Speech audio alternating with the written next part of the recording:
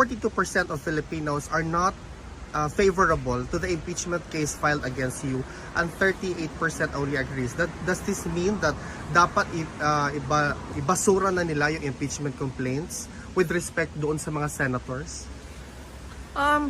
Well, siguro marami sa ating mga kababayan ang naiintindihan kung ano yung ginagawa laban sa akin at sa aming pamilya. It's a pure political persecution at harassment.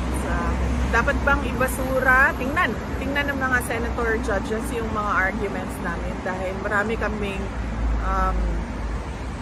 mga solid legal arguments kung bakit dapat i-dismiss itong impeachment complaint na ito.